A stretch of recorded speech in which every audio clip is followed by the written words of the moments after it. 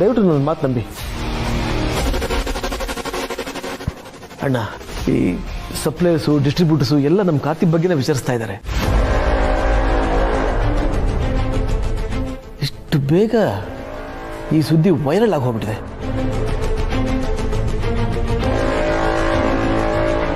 ಸುಖ ಸುಮ್ಮನೆ ಕೋಟೆ ಮನೆ ಇಮೇಜ್ ಡ್ಯಾಮೇಜ್ ಆಗ್ತಾ ಇದೆಯಲ್ಲ, ತುಂಬ ಟೆನ್ಷನ್ ಆಗ್ತಾ ಇದೆ ಅಣ್ಣ.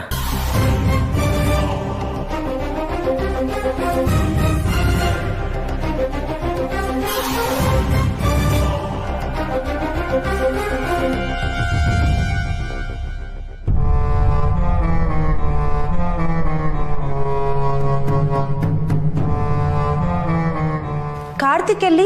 ಇನ್ನೂ ಬಂದಿಲ್ವಾ?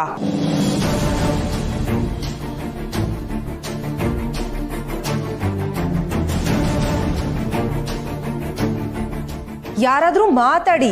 ಕಾರ್ತಿಕ್ ಎಲ್ಲಿ? ಅವನಿನ್ನೂ ಮನೆಗೆ ಬಂದಿಲ್ಲ. ವಾಟ್? ಮನೆಗೆ ಬಂದಿಲ್ವಾ? ಮತ್ತೆಲ್ಲಿಗೆ ಹೋದ? ಗೊತ್ತಿಲ್ಲ ಕೀರ್ತನ. ಮಂಜುನ ಕಾರ್ತಿಕ್ನ ಹುಡ್ಕೊಂಡು ಬಂದ ಕಳಿಸಿದೀವಿ. ಇಷ್ಟೊತ್ತಿಗೆ ಅವನು ಎಲ್ಲ ಕಡೆ ಹುಡುಕ್ತಾ ಇರ್ತಾನೆ. ಮೊದಲೇ ಗೊತ್ತಿದ್ರೆ ನಾನು ಹೋಗ್ತಿದ್ದೆ. ಈ ಭಾವೈದ ಎಲ್ಲಿ ಹೋದ್ನೋ ಏನೋ ಒಂದು ಗೊತ್ತಾಗ್ತಾ ಇಲ್ಲ. ಸುಹಾಸ್, ನೀನು ಹೋಗೋ ಅವಶ್ಯಕತೆ ಏನೂ ಇಲ್ಲ. ಕಾರ್ತಿಕ್ ಎಲ್ಲಿದ್ರು ಮನೆಗೆ ಬಂದೇ ಬರ್ತಾನೆ. ಯಾರೂ ಹೆಚ್ಚಿಗೆ ಚಿಂತೆ ಪಡೋ ಅವಶ್ಯಕತೆ ಇಲ್ಲ.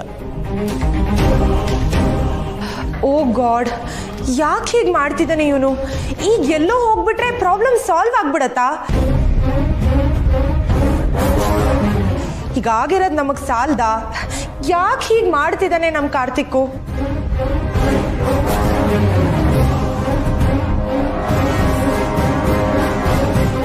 ಲಕ್ಷ್ಮಣ, ಅದೇನೋ ನ್ಯೂಸು ಸ್ಪ್ರೆಡ್ ಆಗ್ತಿದೆ, ವೈರಲ್ ಆಗ್ತಿದೆ ಅಂತ ಹೇಳ್ತಿದ್ಯಲ್ಲ, ಅದನ್ನೆಲ್ಲ ತಡೆಯೋಕ್ಕಾಗಲ್ವಾ?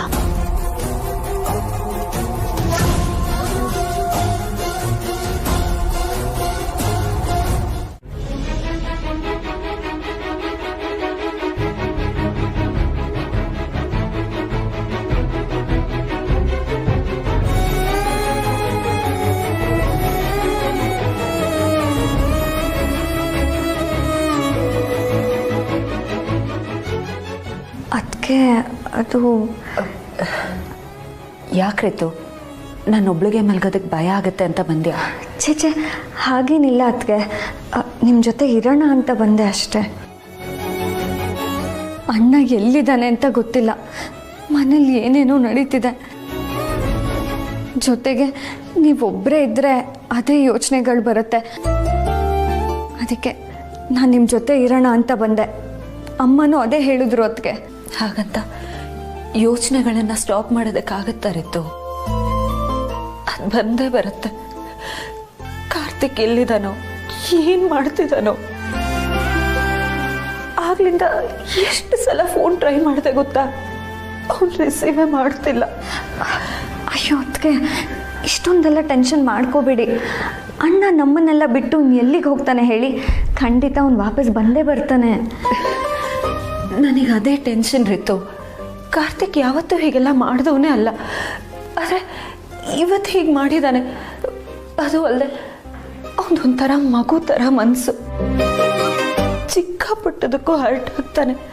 ಈಗ ಬೇರೆ ಹೀಗಾಗಿದೆ. ಅವನದೆಷ್ಟು ನೊಂದ್ಕೊಂಡಿರ್ತಾನೋ. ಅದಕ್ಕೆ ಪ್ಲೀಸ್ ನೀವೇ ನರ್ವಸ್ ಆದರೆ ಹೇಗೆ? ನಿಮ್ಮನ್ನು ನೋಡ್ತಿದ್ರೆ ನನ್ನ ಕೈ ಕಾಲ ಆಡ್ತಿಲ್ಲ. ಪ್ರಪಂಚದ ಮುಂದೆ ಗಟ್ಟಿಗಿತ್ತಿ ಅನ್ನಿಸ್ಕೊಂಡು ಓಡಾಡ್ಬೋದು ರೀತು. ಆದರೆ ನಮ್ಮ ಅಸಲಿ ಮುಖ ಗೊತ್ತಾಗೋದೆ ಇಂಥ ಹೊತ್ತಲ್ಲಿ. ನಮ್ಮವರು ನಮ್ಮನ್ನು ಉಂಟಿ ಮಾಡಿದಾಗ ಅವ್ರನ್ನ ಎಲ್ಲಿ ಕಳ್ಕೊಂಡ್ಬಿಡ್ತೀವಿ ಅನ್ನೋ ಭಯ ಹುಟ್ಟುತ್ತಲ್ಲ, ಆಗ ನನಗೆ ಕಾರ್ತಿಕ್ನ ಬಿಟ್ಟಿರೋ ಶಕ್ತಿ ಇಲ್ಲ ರೀತು.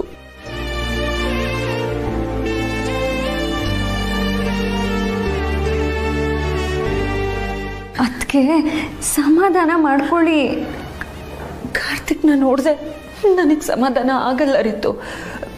ಇರು, ನಾನು ಇನ್ನೊಂದ್ಸತಿ ಫೋನ್ ಟ್ರೈ ಮಾಡಿಬಿಡ್ತೀನಿ.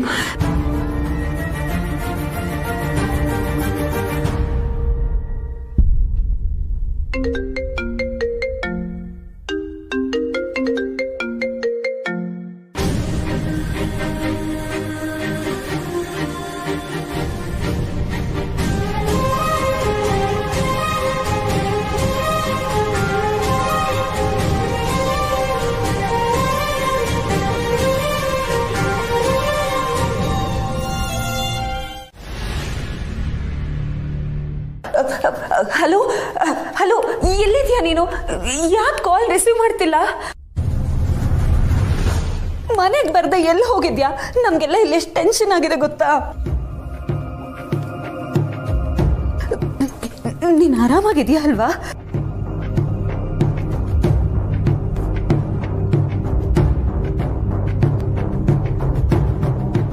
ಮಾತಾಡು ಕಾರ್ತಿಕ್, ಎಲ್ಲಿದ್ಯಾ? ಮನೆಗೆ ಬಾ ಪ್ಲೀಸ್. ಪ್ಲೀಸ್ ಸತ್ಯ, ನನ್ನ ಮನೆಗೆ ಕರಿಬೇಡ. ನಿಮ್ ಎಲ್ರಿಗೂ ನನ್ನ ಮುಖ ತೋರ್ಸಕ್ ಆಗ್ತಾ ಇಲ್ಲ. ಯಾಕಾಗ್ತಿಲ್ಲ? ಏನೀಗ ಆಗ್ಬಾರ್ದಾಗಿರೋದು? ಆಕಾಶ ಏನಾದ್ರೂ ತಲೆ ಮೇಲೆ ಬಿದ್ದಿದ್ಯಾ? ನನ್ ಪ್ರಪಂಚನೇ ಮುಳುಗೋಗಿರೋ ತರ ಅನುಭವ ಆಗ್ತಿದೆ ಸತ್ಯ. ಕಾರ್ತಿಕ್ ಪ್ಲೀಸ್, ಹೀಗೆಲ್ಲ ಏನೇನೋ ಮಾತಾಡ್ಬೇಡ ನೀನು. ಏನೇ ಇದ್ರು ನಿನ್ ಮನೆಗ್ ಬಾ, ನಾವು ಡಿಸ್ಕಸ್ ಮಾಡೋಣ. ಬಾ ಕಾರ್ತಿಕ್. ನನಗ್ ನೀನಿಲ್ದೆ ಇಲ್ಲಿ ಉಸಿರಾಡೋದಕ್ಕೂ ಕಷ್ಟ ಅನ್ನಿಸ್ತಿದೆ ಕಾರ್ತಿಕ್. ನಿನಗೆ ಅರ್ಥ ಆಗ್ತಿಲ್ವಾ? ಮನೆಗ್ ಬಾ ಪ್ಲೀಸ್.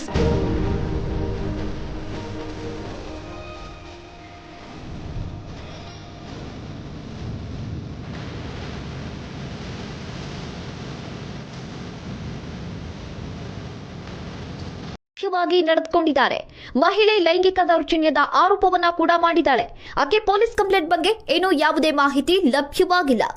ಸುಹಾಸ್, ವಾಲ್ಯೂಮ್ನ ಸ್ವಲ್ಪ ಇನ್ಕ್ರೀಸ್ ಮಾಡಿ. ಮನೆಯವರು ಈ ಬ್ರೇಕಿಂಗ್ ನ್ಯೂಸ್ನ ಕೇಳಿ ನೋಡ್ಲಿ. Okay darling. ಇದೀಗ ಬರ್ತಾ ಇದೆ ಒಂದು ಬ್ರೇಕಿಂಗ್ ನ್ಯೂಸ್. ಪಾರ್ಟಿಯೊಂದರಲ್ಲಿ ಖ್ಯಾತ ಉದ್ಯಮಿಯೊಬ್ಬರ ಮಗನ ಪುಂಡಾಟ. ಮಹಿಳೆಯೊಂದಿಗೆ ಅಸಭ್ಯ ವರ್ತನೆಯನ್ನ ತೋರಿದ್ದಾರೆ ಖ್ಯಾತ ಉದ್ಯಮಿಯೊಬ್ಬರ ಪುತ್ರ. ಪಾನಮತ್ತ ಔತಣಕೂಟದಲ್ಲಿ ನಡೆದೇ ಬಿಟ್ಟಿತು ಅಚಾತುರ್ಯ. ಉದ್ಯಮಿಯ ಮಗನನ್ನ ಕಾರ್ತಿಕ್ ಅಂತ ಗುರುತಿಸಲಾಗಿದ್ದು ಆತ ಖ್ಯಾತ ಉದ್ಯಮಿ ರಾಮಚಂದ್ರ ರಾಯರ ಮಗ ಅಂತ ಹೇಳಲಾಗ್ತಿದೆ. ಹಾಗಾದ್ರೆ ನೊಂದ ಮಹಿಳೆ ಕೊಟ್ಟಂತಹ ದೂರಿನಲ್ಲಿ ಏನಿದೆ? ನೊಂದ ಮಹಿಳೆ ಮಾಳವಿಕಾ ಮಾಧ್ಯಮದ ಎದುರು ಲೈಂಗಿಕ ದೌರ್ಜನ್ಯ ಎಸಗಿದ ಆರೋಪವನ್ನ ಮಾಡಿದ್ದಾರೆ. ಇನ್ನು ಆಕೆ ಪೊಲೀಸ್ ಕಂಪ್ಲೇಂಟ್ ಕೊಟ್ಟಂತಹ ಬಗ್ಗೆ ಯಾವುದೇ ಮಾಹಿತಿ ಲಭ್ಯವಾಗಿಲ್ಲ. ಆಕೆ ಏನಾದ್ರೂ ಕಂಪ್ಲೇಂಟ್ ಕೊಟ್ಟಿದ್ದೆಯಾದ್ರೆ ಕಾರ್ತಿಕ್ ಅರೆಸ್ಟ್ ಆಗಲಿದ್ದಾರೆ.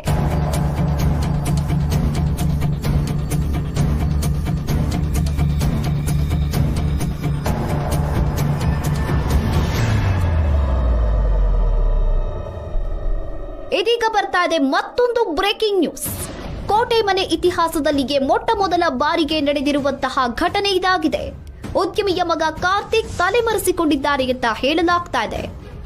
ಉದ್ಯಮಿಯ ಮಗನಿಗೆ ಪಾನಮತ್ತ ಪಾರ್ಟಿ ಕಂಟಕವಾಗಿದೆ. ಕೋಟೆ ಮನೆ ಕೋಟ್ಯಾಧಿಪತಿಯ ಒಬ್ಬನೇ ಕುವರ ಕಾರ್ತಿಕ್ ಅಬ್ಸ್ಕ್ಯಾಂಡ್ ಆಗಿದ್ದಾರೆ ಅನ್ನೋ ಮಾಹಿತಿ ಸದ್ಯಕ್ಕೆ ಲಭ್ಯವಾಗ್ತಿದೆ.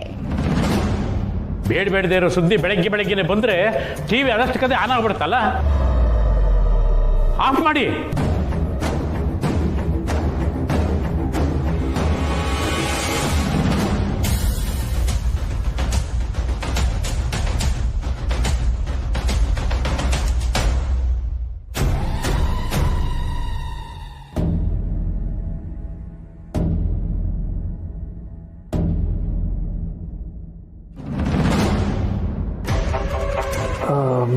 ಡಾರ್ಲಿಂಗು, ನಿಮ್ಮಪ್ಪ ಯಾಕೆ ಇಷ್ಟೊಂದು ಗರಂ ಆಗಿದ್ದಾರೆ? ಮನೆಗೂ ಮನಸ್ಸಿಗೂ ಬೆಂಕಿ ಬಿದ್ದಿದೆ ಅಲ್ವಾ, ಅದಕ್ಕೆ.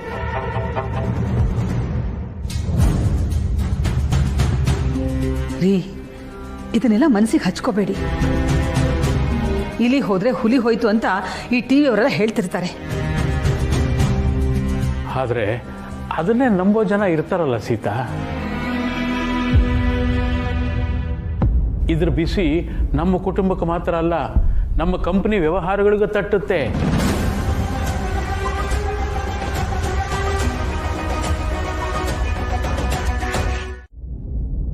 ನೀವು ಕೊಟ್ಟಿರೋ ಸಂಸ್ಕಾರದ ಮೇಲೆ ಅನುಮಾನನಾ?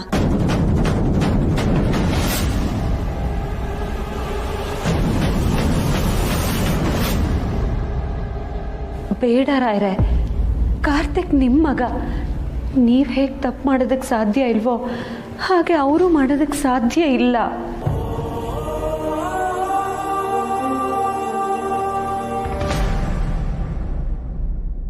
ನನಗೆ ಗೊತ್ತು ನಿಮಗೆ ಕಾರ್ತಿಕ್ ಮೇಲೆ ಅಪನಂಬಿಕೆ ಇಲ್ಲ. ಆದರೆ ಮನೆ ಮರ್ಯಾದೆ ವಿಚಾರ ಬಂದಿರೋದಕ್ಕೆ ಈ ಥರ ರಿಯಾಕ್ಟ್ ಮಾಡ್ತಿದ್ದೀರ, ಅದು ತಪ್ಪಲ್ಲ. ಆದ್ರೆ ಮರೇಲಿ ನಿಂತು ಹೊಡೆದಿರೋ ಗುಂಡು ಕಾರ್ತಿಕ್ಗೆ ಬಿದ್ರೆ ಗುಂಡು ಹೊಡೆಸ್ಕೊಂಡಿರೋ ಕಾರ್ತಿಕ್ ತಪ್ಪ?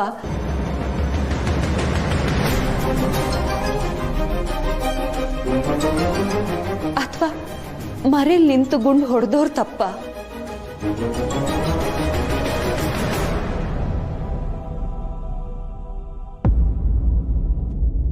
ಕಾರ್ತಿಕ್ ನಿರಪರಾಧಿ ರಾಯ್ರೆ. ಅಪವಾದ ಅನ್ನೋದು ಆ ದೇವ್ರನ್ನೇ ಬಿಟ್ಟಿಲ್ಲ. ಇನ್ ಕಾರ್ತಿಕ್ ಯಾವ ಲೆಕ್ಕ?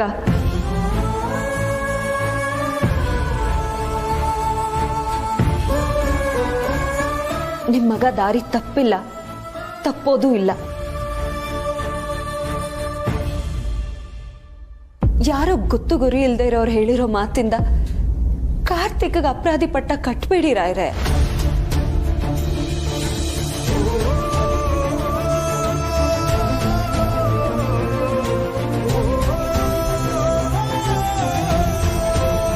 ಸತ್ಯ, ನೀನು ತುಂಬ ಒಳ್ಳೆಯವಳಾಗಬೇಡ. ಇವನು ಪರ ವಹಿಸ್ಕೊಂಡು ಬರಬೇಡ. ಮತ್ತೆ ಆ ಹೆಂಗಸನ್ ವಹಿಸ್ಕೊಂಡು ಕಾರ್ತಿಕ್ ವಿರುದ್ಧ ಕಂಪ್ಲೇಂಟ್ ಕೊಡು ಅಂತೀರಾ?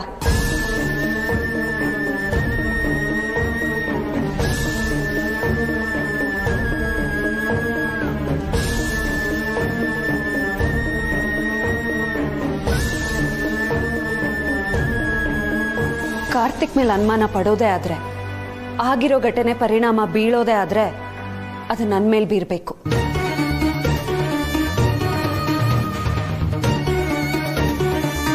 ಯಾಕಂದ್ರೆ ಕಾರ್ತಿಕ್ನ ಕೈ ಹಿಡ್ದೋಳು ನಾನು.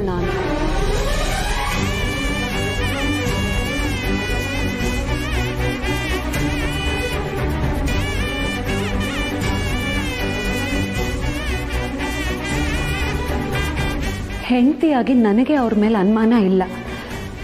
ಕಾರ್ತಿಕ್ ಯಾವತ್ತೂ ಇಂಥ ನೀಚ ಕೆಲಸ ಮಾಡಲ್ಲ ರಾಯ್ರೆ. ನಮ್ಮ ಸರ್ಕಾರ ಹೆಣ್ಮಕ್ಳ ರಕ್ಷಣೆಗೆ ಅಂತಾನೆ ತುಂಬಾ ಕಾನೂನುಗಳನ್ನ ತಂದಿದ್ದಾರೆ. ಆದ್ರೆ ನಮ್ ದುರಾದೃಷ್ಟ ಏನಂದ್ರೆ ತುಂಬಾ ಜನ ಅದನ್ನ ದುರುಪಯೋಗ ಪಡಿಸ್ಕೋತಾ ಇದ್ದಾರೆ.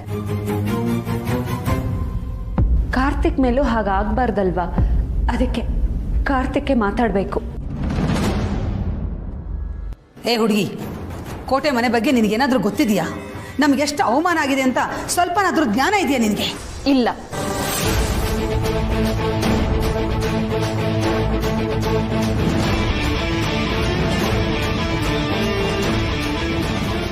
ಆದ್ರೆ ಕಾರ್ತಿಕ್ ಏನು ಅಂತ ಗೊತ್ತು. ಅವ್ರನ್ನ ಯಾವುದೇ ಕಾರಣಕ್ಕೂ ಬಿಟ್ಟು ಕೊಡಬಾರ್ದು ಅನ್ನೋದು ಗೊತ್ತು. ನಮ್ಮಪ್ಪ ಒಂದು ವಿಷಯ ಹೇಳ್ತಿದ್ರು, ನಾವು ಮನೆ ಒಳಗಡೆ ಗಲಾಟೆ ಮಾಡ್ಕೊಂಡ್ರು ತಪ್ಪಿಲ್ವಂತೆ. ಆದ್ರೆ ಹೊರಗಿನವ್ರು ಬಂದು ನಮ್ಮ ಮನೆಯವ್ರ ಮೇಲೆ ಆರೋಪ ಮಾಡಿದ್ರೆ ನಾವೆಲ್ಲ ಒಂದಾಗಿರ್ಬೇಕಂತೆ.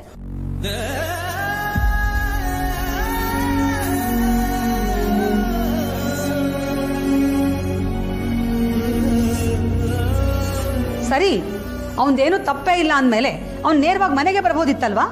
ಯಾಕೆ ತಪ್ಪಿಸ್ಕೊಂಡು ಓಡಾಡ್ತಾ ಇದ್ದ? ಯಾಕೆ ಅಂದ್ರೆ ಅವಳು ಕೂಗಾಡಿದ್ಲು ಅಂತ ನಾವೇ ಗಾಬರಿ ಆದ್ವಿ. ಅವ್ರು ತಪ್ಪು ಮಾಡಿಲ್ಲ ಅಂತ ಹೇಳಿದ್ರು ನಾವ್ ಅದನ್ನ ಕೇಳಿಸ್ಕೊಳ್ಳೇ ಇಲ್ಲ.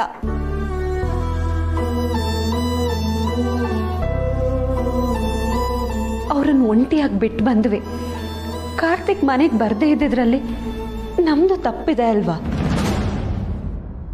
ಆದ್ರೆ ಒಂದು ಮಾತನ್ನ ಸ್ಪಷ್ಟವಾಗಿ ಹೇಳ್ತೀನಿ, ನನ್ ಗಂಡ ತಪ್ಪು ಮಾಡಿಲ್ಲ.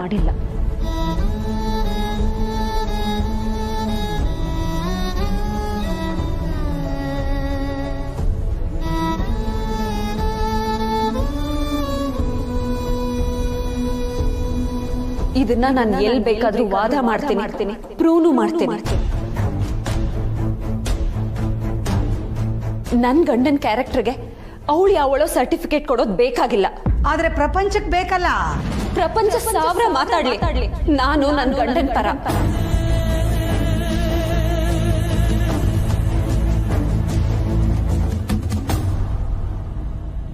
ಈಗ ಇವ್ರು ರೆಸ್ಟ್ ಮಾಡ್ಲಿ, ಯಾರು ಅವ್ರಿಗೇನು ಹೇಳ್ಬೇಡಿ. ಕಾರ್ತಿಕ್, ನೀವು ಬನ್ನಿ.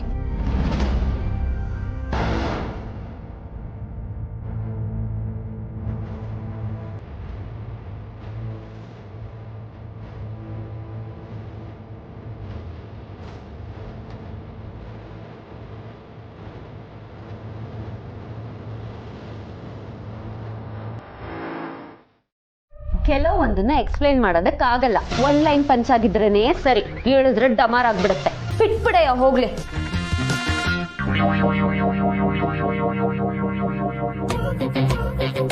ಅಚ್ಚಚ್ಚೋ, ಕೋಪ ಮಾಡ್ಕೊಂಡ್ರೆ ಟೊಮೆಟೊ ಹಣ್ಣೆ ನೀನು. ಒಳ್ಳೆ ಹೆಣ್ಣು ಹುಡುಗ ಕಣಯ್ಯ ನೀನು.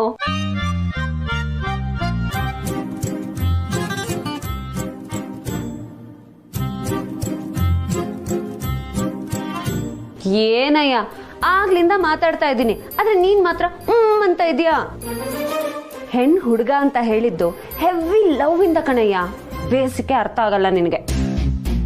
ಬರೀ ನೆಗೆಟಿವ್ ಆಗೇ ಯೋಚನೆ ಮಾಡ್ತೀಯ. ಸತ್ಯನ್ ಜೊತೆ ಇಷ್ಟು ದಿನದಿಂದ ಇದೆಯಾ, ಸ್ವಲ್ಪನಾದ್ರೂ ನನ್ನ ನೋಡಿ ಕಲ್ತ್ಕೊಳ್ಳೋದು ಬೇಡವಾ? ಉದ್ಧಾರ ಆಗ್ತಿದ್ದೆ. ಅದೊಂದೇ ಬಾಕಿ, ನೀನು ನೋಡಿ ಕಲಿಯೋದು. ಆಮೇಲೆ ನಮ್ಮಮ್ಮ ನಿನ್ನ ಜೊತೆ ನನ್ನ ಸೇರಿಸಿ ಬೈದಿರೋರು. ಆಹಾ, ನಿನ್ಗಾದ್ರೆ ಬೈಯಲ್ಲ ಕಣಯ್ಯ, ಗಂಡು ಹುಡುಗ ಅಂತ ಹೆಮ್ಮೆ ಪಟ್ಟಿರೋರು. ನನಗಿರೋ ಪ್ರಾಬ್ಲಮ್ಮೇ ಅದು. ಹೆಣ್ಣು ಹುಡುಗಿ ಗಂಡು ಹುಡುಗನ್ ತರ ಆಡ್ತೀನಿ ಅಂತ. ವ್ಯತ್ಯಾಸ ಇದೆ, ಅರ್ಥ ಮಾಡ್ಕೊಳಯ್ಯ. ಏನ್ ಹೇಳಿದ್ರು ಸುಮ್ಮನೆ ಇರ್ತೀಯ. ಏನ್ ಗೊತ್ತಾ ಅಮಲ್ ಬೇಬಿ, ಸುಮ್ಮನೆ ಇರೋದು ಸಾಧನೆ ಅಲ್ಲ. ಯಾರ್ ಬೇಕಾದ್ರೂ ಮನ್ಸ್ ಮಾಡಿದ್ರೆ ಸುಮ್ಮನೆ ಇರ್ಬೋದು, ಆದ್ರೆ ಮಾತಾಡೋ ಟೈಮಲ್ಲಿ ಮಾತಾಡ್ಲಿಲ್ಲ ಅಂದ್ರೆ ತಪ್ಪಾಗತ್ತೆ.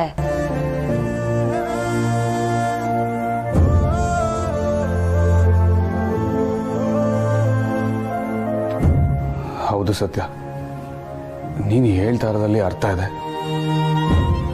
ಮಾತಾಡೋ ಟೈಮಲ್ಲಿ ಮಾತಾಡಬೇಕು. ಇವತ್ತು ನೀನು ನನ್ನ ಪರವಾಗಿ ಮಾತಾಡಿದೆ ನೋಡು, ನನಗೆ ತುಂಬ ಖುಷಿ ಆಯಿತು. ಆ ಕ್ಷಣ ಇಡೀ ಪ್ರಪಂಚದಲ್ಲಿ ನನಗೆ ಅಂತಿರೋರು ನೀನು ಒಬ್ಳೆ ಅಂತ ನನಗೆ ಅನ್ನಿಸ್ಬಿಡ್ತು.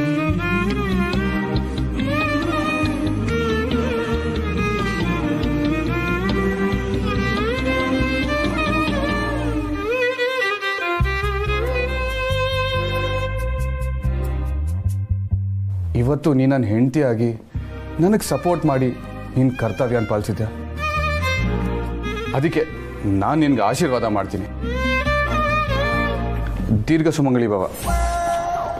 ಅಲ್ಲ, ನೀವು ಗಂಡಸರು ದೀರ್ಘ ಸುಮಂಗಲಿ ಭವ ಅಂತ ಆಶೀರ್ವಾದ ಮಾಡ್ಕೊಳ್ಳೋದು ನಿಮಗೆ ನೀವೇ ಅಲ್ವಾ? ನೀವು ಗಟ್ಟಿಯಾಗಿದ್ರೆ ತಾನೆ ನಮ್ಮ ಮಾಂಗಲ್ಯ ಕಾಯಿಸೋ. ಮೆಚ್ಚದೆ ಕಣಯ್ಯ. ಅಲ್ಲ, ಗೊತ್ತಿಲ್ಲದೆ ಕೇಳ್ತಾ ಇದ್ದೀನಿ.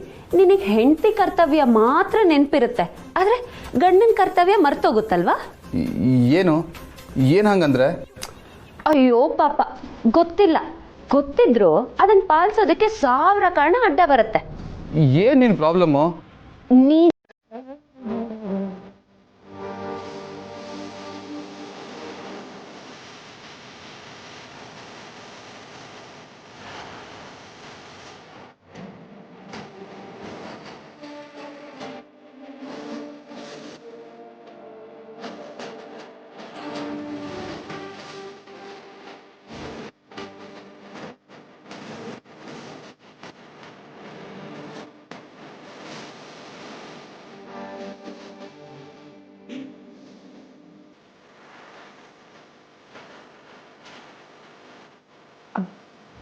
ಆದ್ರೆ ನನಗೆ ವಾಸ್ತವ ಏನು ಅಂತ ಗೊತ್ತಿದೆ ಅಮಲ್ ಬೇಬಿ.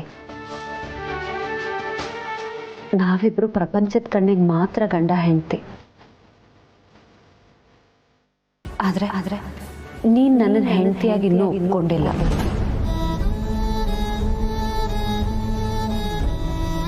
ನೀನ್ ಖಂಡಿತ ನನ್ನನ್ನು ಒಳ್ಳೆ ಫ್ರೆಂಡ್ ಆಗಿ ಒಪ್ಕೊಂಡಿದ್ಯಾ. ಆ ಸ್ಥಾನನೇ ದೊಡ್ಡದು. ನನ್ನನ್ನು ಸಖಿ ಭಾರ್ಯ ಅಂತ ಕರೆದಿಯಲ್ಲ, ನನಗಷ್ಟು ಸಾಕು. ಯಾವಾಗಲೂ ನಾನು ನಿನ್ನ ಸಖಿ ಭಾರ್ಯ ಆಗಿರೋದಕ್ಕೆ ಇಷ್ಟಪಡ್ತೀನಿ.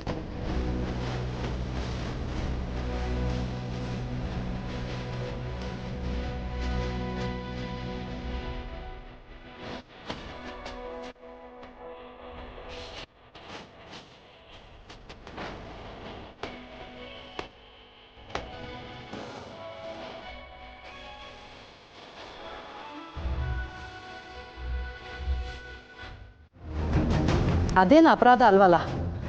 ಇಲ್ಲಂತೂ ಬುದ್ಧಿ ಕಲೀಲಿಲ್ಲ ಅವಳು. ಅಲ್ಲಾದ್ರೂ ಕಲೀಲಿ. ಆದರೂ ನಮ್ಮ ದಿವ್ಯಾ ತುಂಬ ಬದಲಾಗಿದ್ದಾಳೆ ಕಣೆ.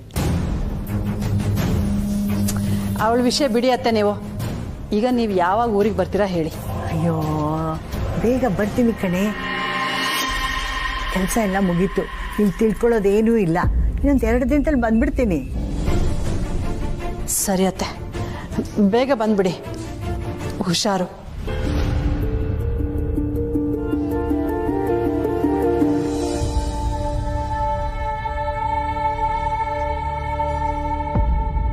ಇವಳು ಊರು ಬಿಟ್ಟು ಬಂದಿರೋ ಮುದುಕಿ ಥರ ಇಲ್ಲ, ಏನೋ ನಡೆಸ್ತಾ ಇದ್ದಾಳೆ. ಮೊಬೈಲೆಲ್ಲ ಇಟ್ಕೊಂಡಿದ್ದಾಳೆ ಅಂದರೆ ಏನೋ ಇದೆ. ಯಾರಿರ್ಬೋದು ಇವಳು?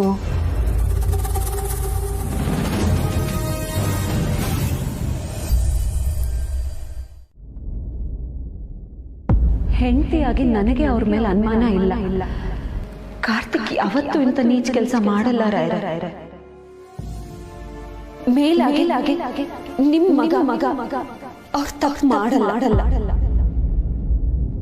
ನಿಜ ಹೇಳ್ಬೇಕು ಅಂದ್ರೆ ಅವ್ರಿಗೆ ಹೊರಗಡೆ ಪ್ರಪಂಚದ ಜೊತೆ ಹೇಗ್ ವ್ಯವಹಾರ ಮಾಡ್ಬೇಕು ಅನ್ನೋದು ಹೇಳ್ಕೊಟ್ಟಿದ್ರೆ ಆರೋಪ ಬಂದಿದ್ದ ಜಾಗದಲ್ಲೇ ಅವ್ರು ಅದನ್ನ ಫೇಸ್ ಮಾಡ್ತಿದ್ರು ಏನೋ. ಸತ್ಯ ಹೇಳಿದ್ರಲ್ಲಿ ಅರ್ಥ ಇದೆ. ಕಾರ್ತಿಕ್ ಹೊರಗೆ ಹೋಗಿ 4 ಜನರ ಜೊತೆ ಬೆರೆತು ಅಭ್ಯಾಸ ಮಾಡಿಕೊಂಡಿಲ್ಲ. ನಾವು ಅವನ್ನ ಪುಷ್ ಮಾಡಲಿಲ್ಲ. ಅದಕ್ಕೆ ಅವನಿಗೆ ಈ ಥರದ ಸನ್ನಿವೇಶ ಬಂದಾಗ ಎದುರಿಸೋದು ಹೇಗೆ ಅಂತ ಗೊತ್ತಾಗ್ತಿಲ್ಲ. ಇದರಲ್ಲಿ ಕಾರ್ತಿಕ್ದು ಮಾತ್ರ ಅಲ್ಲ, ನಮ್ಮದೂ ತಪ್ಪಿದೆ. ಹೌದು, ಇದು ಸರಿ ಮಾಡಬೇಕಾದ್ದು ನಮ್ಮ ಧರ್ಮ. ಮಾಡ್ತೀನಿ, ಮಾಡೇ ಮಾಡ್ತೀನಿ.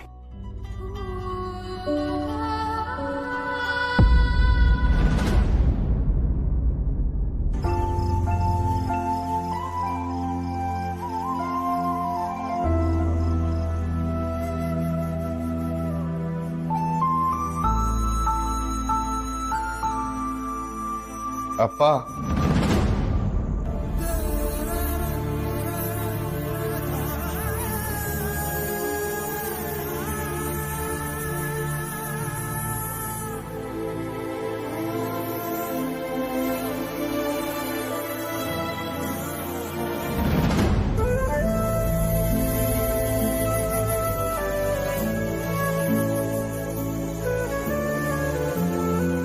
ಅಪ್ಪ ನಿಮ್ಮ ಜೊತೆ ಸ್ವಲ್ಪ ಮಾತಾಡಬೇಕು.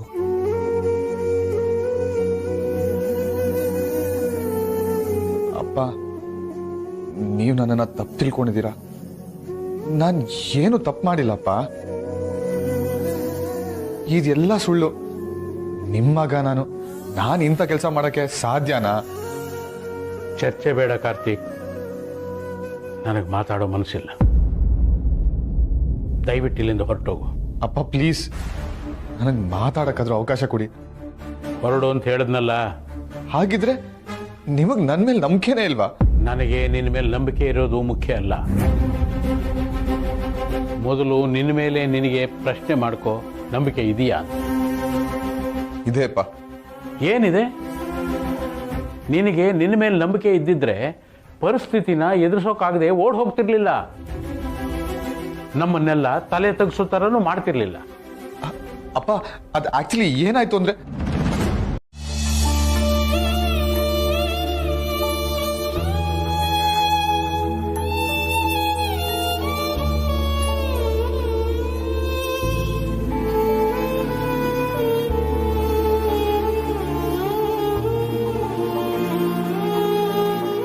ಅಮಲ್ ಬೇಬಿ, ನೀನ್ ಇನ್ನೂ ಹಾಗೆ ಇದೆಯಾ?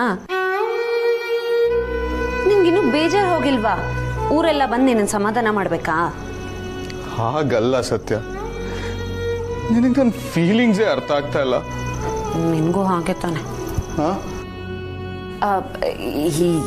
ಏನಿಲ್ಲ, ಆಗಿದ್ದನ್ನು ಮರೆತು ಮುಂದಕ್ಕೆ ಹೋಗ್ತಾ ಇರಬೇಕು. ಅಷ್ಟಕ್ಕೂ ನಿನ್ನ ನಂಬೇಕಾದವಳು, ಒಪ್ಬೇಕಾದವಳು ಯಾರು ಹೇಳು? ನಾನ್ ತಾನೆ. ನಿನ್ ಕೈಯಲ್ಲಿ ತಾಳಿ ಕಟ್ಟಿಸ್ಕೊಂಡಿದ್ದ ಹೆಂಡತಿ.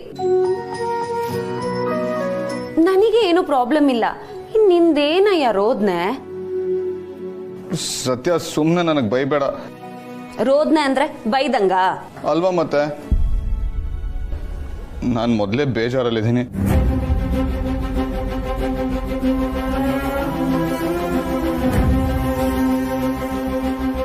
ಆಯ್ತು, ಬೇಜಾರು ಮಾಡ್ಕೋಬೇಡ. ಸರಿನಾ? ಧೈರ್ಯವಾಗಿರು. ಸತ್ಯ, ನೀ ನನಗೆ ಸಪೋರ್ಟ್ ಮಾಡಿ ಒಪ್ಕೊಂಡಿದ್ದಕ್ಕೆ ಇಷ್ಟಾದರೂ ಧೈರ್ಯವಾಗಿದ್ದೀನಿ. ಇಲ್ಲ ಅಂದಿದ್ರೆ ನಾನು ಕುಸ್ತೋಗ್ತಾ ಇದ್ದೆ.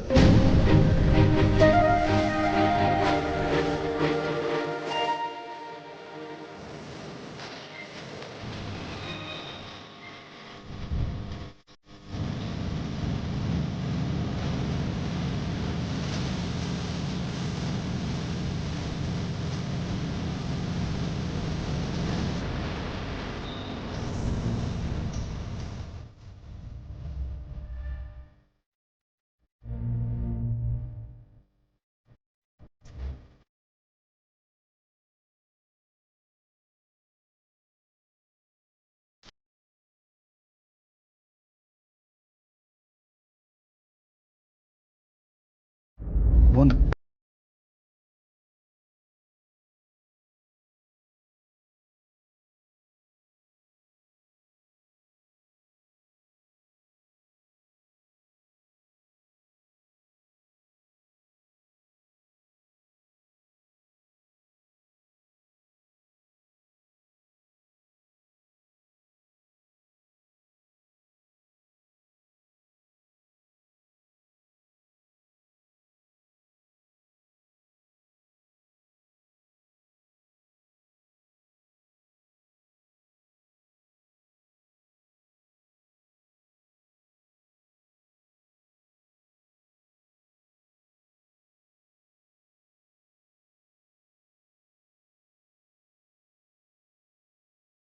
ಕಾಲಕ್ಕೆ ಎಂಥ ಗಾಯನಾದ್ರೂ ವಾಸಿ ಮಾಡುವಂತ ಶಕ್ತಿ ಇದೆ. ನನ್ನ ಮೇಲೆ ಇಂಥ ಆಪಾದನೆ ಬರುತ್ತೆ ಅಂತ ದೇವರಾಣೆಗಳು ನಾನು ಅನ್ಕೊಂಡಿರ್ಲಿಲ್ಲ. ಎಲ್ರು ಎಷ್ಟು ಕೆಟ್ಟದಾಗಿ ಮಾತಾಡ್ಬಿಟ್ರು ನೋಡು. ಮನೆಯವರೇ ನನ್ನ ಅನುಮಾನದಲ್ಲಿ ನೋಡೋ ಹಾಗಾಗೋಯ್ತು. ಈ ನೋವನ್ನ ನಾನು ಹೇಗೆ ತಡ್ಕೊಳ್ಳಿ? ಎಲ್ಲ ಒಂದೊಂದು ಸಂದರ್ಭ ಅಮೂಲ್ ಬೇಬಿ. ಆದ್ರೆ ಸತ್ಯಕ್ಕೆ ಯಾವತ್ತೂ ಸಾವಿಲ್ಲ. ನೀನ್ ಇಷ್ಟೊಂದು ಕುಗ್ಗೋಗ್ಬೇಡ, ಆರಾಮಾಗಿರು, ಎಲ್ಲ ಸರಿ ಹೋಗುತ್ತೆ.